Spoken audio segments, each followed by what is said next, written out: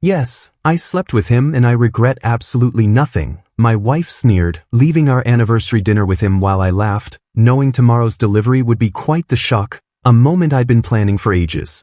5 years of marriage, and Sarah chose our anniversary dinner at Mistral, one of Boston's most upscale restaurants, to detonate our life together.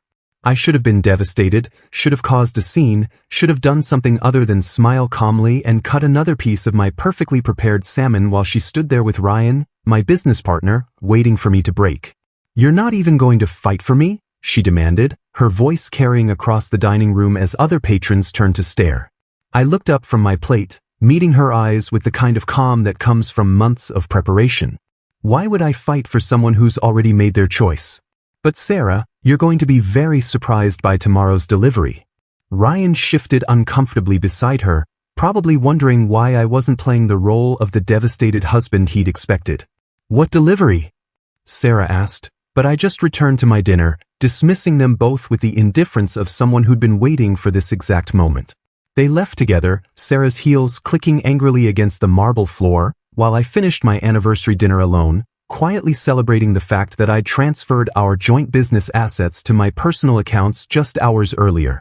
The hidden cameras I'd installed in our home office 3 months ago had captured everything, every stolen kiss, every whispered plan, every moment that confirmed what I'd suspected when I noticed Sarah's sudden interest in working late and Ryan's convenient excuses for private meetings. I paid the check with a card Sarah didn't know existed, walked to my car with the satisfaction of a man whose careful planning was about to pay dividends, and drove to my brother Mike's apartment in Cambridge where I'd been staying for the past week. "How did it go?" Mike asked as I walked through his door, and I couldn't help but smile. "Exactly as planned. She took the bait perfectly, and now we move to phase 2. I pulled out my phone and showed him the text I'd prepared months ago, ready to send to our attorney first thing in the morning. "Ellen's going to love this. We've got everything we need, and Sarah just gave me the final piece by confessing in front of witnesses." Mike shook his head in amazement. "I still can't believe you saw this coming months ago."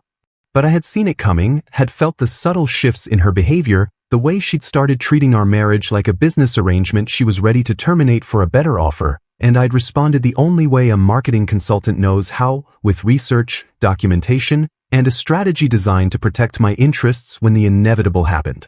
I opened my laptop and showed Mike the extensive digital evidence I'd been collecting like a prosecutor building a case against organized crime. Photographs from the private investigator I'd hired captured Sarah and Ryan at the Fairmont Copley Plaza, the Four Seasons, and 3 different boutique hotels across Cambridge, their affair documented with timestamp precision that would make any court happy. "Jesus, Nathan, you've got everything," Mike whispered as I scrolled through folders labeled by date and location, each containing phone records, hotel receipts, and Ryan's credit card statements that I'd accessed through our shared business accounts.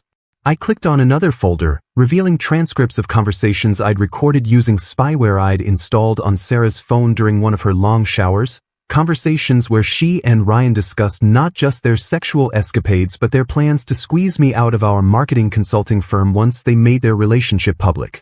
"Listen to this one from last Tuesday," I said, playing an audio file where Sarah laughed about how clueless I was, how easy it would be to take half my assets in a divorce, and how Ryan had promised her they'd be running the business together within 6 months. Mike's jaw dropped as Ryan's voice came through clearly, detailing his scheme to embezzle client funds through fake vendor invoices, money he'd been funneling into a secret account to finance his future with my wife. "I've been tracking every transaction for 3 months, I explained, showing him spreadsheets that would make a forensic accountant weep with joy. Ryan's stolen over $200,000, and Sarah knew about every penny because she helped him create the false documentation. My phone buzzed with another frantic call from Sarah, the 7th in 2 hours, but I let it go to voicemail while I called Ellen, my divorce attorney who I'd retained quietly 6 weeks ago. "Ellen, it's Nathan. The trap just sprung perfectly," she confessed publicly, "and I've got everything documented exactly as we discussed." Ellen's laugh was sharp and satisfied. "Nathan, with evidence this comprehensive, she'll be lucky to walk away with her car. Send me everything tonight, and we'll file first thing in the morning." As I hung up, Mike asked the question I'd been waiting for. "What's this delivery you mentioned to Sarah?" I smiled and pulled up my browser, showing him the overnight shipping confirmation for packages I'd prepared weeks ago. Evidence packets going to her parents, her sister, her boss at the nonprofit where she volunteers, and 10 of our biggest clients who need to know exactly what kind of people they've been trusting with their marketing budgets. Mike stared at the shipping labels in amazement. You're destroying both their careers simultaneously. But I wasn't destroying anything. I was simply revealing the truth they'd worked so hard to hide. The same truth that Sarah's deleted text messages had revealed when I recovered them using software that she didn't know existed. Each message was a breadcrumb leading to a bigger picture of betrayal that went far beyond adultery, extending into fraud, embezzlement, and conspiracy to steal my life's work. The beautiful part, I continued, is that Sarah doesn't know I froze our joint accounts this afternoon, canceled her credit cards remotely, and transferred our business contracts to my personal LLC that she has no legal claim to. Tonight, while she was probably celebrating her freedom with Ryan at whatever hotel they'd chosen for their victory lap, she discovered that her financial safety net had been quietly removed, leaving her stranded in a reality she wasn't prepared to face. I woke up early the next morning and began executing the professional destruction phase of my plan with the precision of a military operation. My first call was to the IRS fraud hotline, where I provided detailed documentation of Ryan's tax evasion scheme, including bank records showing unreported income from his embezzlement activities and false business expense claims that would make any federal agent salivate. The evidence package is being emailed to you now, I told the agent, watching my carefully prepared dossier wing its way into the federal investigation system that would soon make Ryan's life very complicated. My second call was to Marcus Chen, CEO of our biggest client, the tech startup that represented 40% of our revenue. Marcus, this is Nathan. I need to inform you about some serious issues with my business partner that affect your account security. Within minutes, I'd sent him proof of Ryan's embezzlement along with evidence that client funds had been diverted into Ryan's personal accounts, effectively ending our 3-year contract relationship before Ryan could steal any more from them. By 9 a.m., I'd contacted 8 more major clients with similar evidence packages, watching our shared business collapse in real time as contracts were terminated and payments were halted, leaving Ryan with nothing but mounting legal bills and a rapidly shrinking professional network. Meanwhile, Sarah was discovering the harsh reality of financial independence when her attempts to pay for a hotel room with Ryan resulted in a humiliating scene at the Westin front desk. My friend David, who worked there as a manager, texted me a gleeful update about how Sarah's credit cards had been declined 3 times before she finally called the bank to discover her accounts were frozen pending investigation. She started screaming at the desk clerk about identity theft, David wrote, and Ryan had to use his personal card, which also got declined because apparently his accounts are being monitored by federal investigators. I spent the morning strategically contacting key figures in Boston's marketing community, sharing carefully edited versions of Ryan's embezzlement evidence with industry leaders who would ensure that news of his financial crimes spread through professional networks faster than gossip at a high school reunion. By lunch, my phone was buzzing with calls from colleagues expressing shock and offering support, while Ryan's reputation was being systematically destroyed across every professional platform that mattered. Sarah attempted to return to our Beacon Hill townhouse around noon, but found the locks changed and a legal notice posted on the front door informing her that she was no longer authorized to enter the premises due to her involvement in fraudulent business activities. The security camera I'd installed captured her breaking down in tears on our front steps, calling my phone repeatedly while passersby watched her obvious distress with the kind of morbid curiosity that accompanies public meltdowns. "This is better than any revenge movie," Mike said when I showed him the footage. But I wasn't interested in revenge, I was interested in justice, and justice required that both Sarah and Ryan face the full consequences of their choices. The final touch was revealing to Mike that I'd been feeding false information to Sarah through a fake email account for weeks, making her believe I was having an affair with my assistant Jennifer, giving her the moral justification she needed to pursue Ryan without guilt while providing me with documentation of her premeditated betrayal that would be invaluable in court proceedings. By evening, Sarah had launched a desperate social media campaign that would have been impressive if it weren't so transparently manipulative. Her Facebook post painted me as an emotionally abusive husband who had driven her into the arms of another man through years of controlling behavior and financial manipulation, complete with crocodile tears and carefully staged photos that made her look like a battered woman seeking sympathy from our mutual friends. I waited exactly 3 hours before releasing my counterstrike, selected audio recordings that I'd edited together to create a devastating montage of Sarah's real voice discussing her plans to take my money, her contempt for our marriage, and her detailed strategy for framing me as abusive to gain sympathy during divorce proceedings. Nathan was never enough for me, her own voice declared through my speakers as I posted the audio files with timestamps and context. I deserve someone who can give me the lifestyle I want, and if I have to destroy him to get it, that's his problem for being so naive. The response was immediate and brutal, with friends who had initially rallied to her defense now posting confused and angry comments about being manipulated into supporting someone who had clearly orchestrated her own victim narrative. Sarah's best friend Lisa called me within minutes of hearing the recordings, her voice shaking with rage and disbelief. "Nathan, I am so sorry. I had no idea she was capable of this level of deception. I've known Sarah since college and I thought I knew who she was, but listening to her talk about you like that makes me sick." Lisa's call was followed by similar conversations with 3 other mutual friends who had initially believed Sarah's abuse claims but now realized they'd been manipulated into taking sides in a conflict where the victim and perpetrator roles were completely reversed. I strategically leaked information about Sarah's financial complicity to her family, sending her parents and sister detailed evidence showing how she'd used money from our joint accounts to fund romantic getaways with Ryan, including receipts from expensive restaurants and hotels that she'd paid for with my credit cards while lying to my face about working late. Her sister Jennifer called me that evening, crying as she apologized for initially believing Sarah's story about my supposed abuse. "She asked me to lie for her," Jennifer confessed. "She wanted me to testify that I'd seen bruises on her arms, but I told her I couldn't do that because it wasn't true. Now I understand why she was so angry with me for refusing." Meanwhile, Ryan was desperately trying to contain his own public relations disaster as word of his embezzlement spread through Boston's tight-knit business community like wildfire in dry grass. He attempted to contact me through 3 different intermediaries, offering to testify against Sarah in exchange for my agreement not to pursue criminal charges, but I ignored every overture because I didn't need his cooperation to destroy both of their lives. The public humiliation reached its peak when the Boston Business Journal picked up the story of Ryan's financial crimes, running a front-page article about embezzlement in small consulting firms that mentioned Sarah by name as his accomplice and co-conspirator. I saved that newspaper clipping as a memento of the moment when their private betrayal became public knowledge, ensuring that everyone in our professional and social circles would know exactly what kind of people they were dealing with when Sarah and Ryan's names came up in conversation.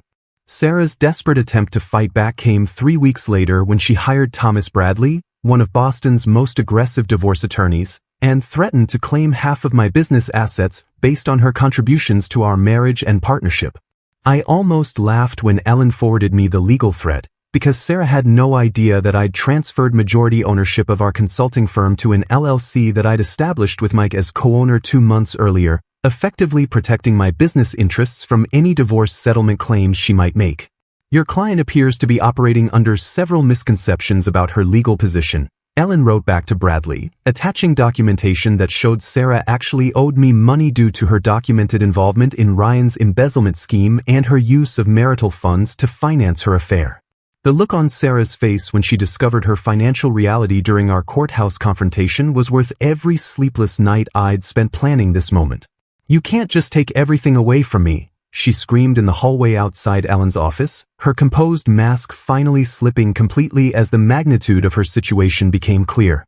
"I gave you 5 years of my life, and you're going to leave me with nothing?" I looked at her calmly, remembering the recording device I'd activated on my phone before the meeting. "You gave me 5 years of lies, theft, and betrayal. You're lucky I'm not pursuing criminal charges for your role in Ryan's embezzlement scheme." Her lawyer tried to intervene, but Sarah was beyond rational thought at this point, her voice echoing through the courthouse corridors as she revealed her true character to anyone within hearing distance. "I never loved you anyway," she shrieked, confirming what I'd suspected but never heard her admit so directly. "You were always just a safe choice, someone who would pay my bills while I figured out what I really wanted. Ryan was everything you could never be: successful, confident, willing to take risks instead of playing it safe like some scared little accountant."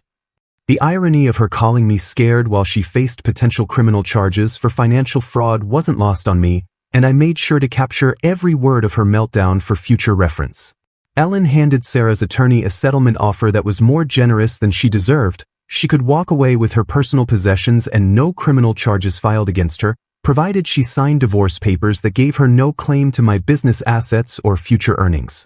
"This is extortion," Bradley protested, but Ellen simply smiled and pulled out the evidence files that showed Sarah's involvement in Ryan's crimes. "This is mercy," Ellen corrected. "Your client participated in embezzling over $200,000 from Nathan's business clients, used marital funds to finance an extramarital affair, and attempted to frame him for domestic abuse using fabricated evidence. She should be grateful we're offering her anything at all." Meanwhile, Ryan had been arrested the previous week after federal investigators concluded their review of the evidence I'd provided, facing charges that would likely result in a prison sentence of 3 to 5 years. I watched through the courthouse windows as Sarah realized that her partner in crime was no longer available to rescue her from the consequences of their shared betrayal, leaving her completely alone and facing the harsh reality that actions have consequences even for people who think they're too clever to get caught. The most shocking revelation came 2 days later when I sat Mike down and told him what Sarah's affair had actually represented, just the tip of an iceberg that included an elaborate plan to frame me for domestic abuse and steal my business through manufactured evidence and false testimony. I showed him footage from the hidden cameras that I'd never shared before, recordings of Sarah practicing fake injury scenarios in our bathroom mirror, applying makeup to simulate bruises and rehearsing tearful phone calls to police about her abusive husband who had supposedly hit her during arguments about money. "Jesus Christ, Nathan," Mike whispered as we watched Sarah plant torn clothing and overturned furniture in our bedroom, carefully staging what would have looked like the aftermath of a violent domestic dispute. "She was planning to destroy your entire life, not just your marriage." The cameras had captured everything. Sarah researching domestic violence laws on her laptop, printing fake medical records showing previous injuries that never happened, and even practicing her victim testimony in front of our bedroom mirror while I was traveling for business. The affair with Ryan was actually the least dangerous part of her plan, I explained, showing Mike text messages between Sarah and her sister where she discussed the optimal timing for filing false abuse charges that would give her immediate access to our joint assets while I faced criminal prosecution. Her sister Jennifer had refused to participate, which explained why Sarah had been so angry with her family lately, but Sarah had been confident she could find other witnesses willing to support her fabricated narrative of abuse and control. The most chilling footage showed Sarah on the phone with someone I didn't recognize, discussing how to make her fake injuries look realistic enough to convince police and emergency room staff that her husband had beaten her severely enough to require medical attention. "I need this to look believable," she said into the phone, "because once I file charges, I'll have access to everything while he's dealing with criminal defense attorneys and trying to prove his innocence." The delivery I'd mentioned at our anniversary dinner hadn't just been evidence of her affair, it had been comprehensive packages sent to her parents, her employer, and several mutual friends showing not just her adultery but her detailed plan to commit perjury, insurance fraud, and file false police reports to steal my business and destroy my reputation. Sarah's boss at the nonprofit organization where she volunteered called me personally after receiving the package, expressing horror at discovering that someone they'd trusted with vulnerable populations had been planning to manipulate the legal system designed to protect actual abuse victims. "We had to terminate her immediately," her supervisor explained. "The board was unanimous that someone capable of fabricating domestic violence claims poses an unacceptable risk to our organization and the people we serve." Her parents received the most comprehensive package, including audio recordings of Sarah laughing about how easy it would be to manipulate police and courts into believing her victim narrative, along with evidence that she'd been planning this elaborate deception for months while accepting their emotional and financial support for what they believed was a troubled marriage. Sarah's sister Jennifer called me that evening, crying as she apologized for not warning me about Sarah's plans. "She asked me to lie about seeing you hit her," Jennifer confessed. "When I refused and threatened to tell you what she was planning, she said I was choosing your side over family. I should have called you immediately, but I never thought she'd actually go through with something so evil." 6 months after our anniversary dinner confrontation, I was living in a stunning penthouse apartment overlooking Boston Harbor, my consulting business thriving without Ryan's criminal interference and my bank account healthier than it had ever been during my marriage to someone who treated me like a personal ATM. Sarah had fled to her parents' small house in rural Maine after losing her job and facing complete social ostracism from everyone who had received evidence packages showing her true character, while Ryan was serving a federal prison sentence of 4 years for embezzlement and fraud. I'd rebuilt my client base with impressive speed, partly because news of my systematic takedown of 2 people who had tried to destroy me had spread through Boston's business community, earning me a reputation as someone who was both trustworthy and absolutely not to be crossed. My new office in the financial district was twice the size of the space I'd shared with Ryan, and I'd hired 3 employees to handle the increased workload from clients who specifically sought out my services because they'd heard about my meticulous approach to protecting business interests. "You've become something of a legend," Ellen told me during lunch at the same restaurant where Sarah had confessed her affair, a location I'd chosen deliberately to mark how completely my life had transformed. "I've had 4 attorneys ask me how you gathered such comprehensive evidence without alerting your targets, and 2 potential clients have specifically requested me because they want the lawyer who helped Nathan Richardson take down his cheating wife and embezzling partner." The most unexpected development was meeting Jennifer Walsh, a federal prosecutor who had worked on Ryan's case and reached out to congratulate me on the quality of evidence I'd provided to investigators. Jennifer was everything Sarah wasn't: brilliant, ethical, financially independent, and genuinely impressed by my strategic thinking rather than threatened by it. "Most people who discover their spouse is cheating just get angry and make emotional decisions," she told me over coffee after Ryan's sentencing hearing. "You turned it into a masterclass in methodical evidence gathering and strategic planning. It's actually quite attractive." Our relationship developed naturally over several months, built on mutual respect and shared values rather than the financial dependency and manipulation that had characterized my marriage to Sarah. Jennifer appreciated my attention to detail and careful planning, qualities that Sarah had found suffocating but that Jennifer recognized as signs of intelligence and reliability. "I love how your mind works," she told me one evening as we planned a weekend trip to Vermont. "You think 3 steps ahead and consider every angle, which makes me feel secure rather than controlled." The contrast couldn't have been more stark. Where Sarah had seen my planning as evidence that I was boring and controlling, Jennifer saw it as proof that I was someone she could trust to build a stable future with. In a delicious twist of irony, my experience with Sarah and Ryan had created an unexpected business opportunity when 3 different men contacted me through Ellen, asking if I could help them gather evidence against spouses they suspected of cheating. "You've accidentally created a niche market," Ellen laughed. "Betrayed husbands want to hire the guy who took down his wife so thoroughly that she fled the state."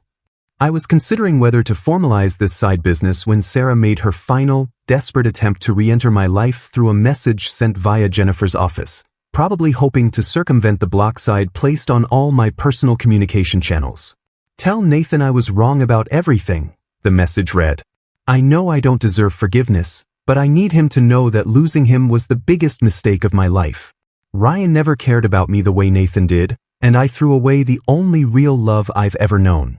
I read the message twice, then deleted it without response, because the woman who had planned to frame me for domestic abuse to steal my business didn't deserve even the acknowledgement that her words had reached me.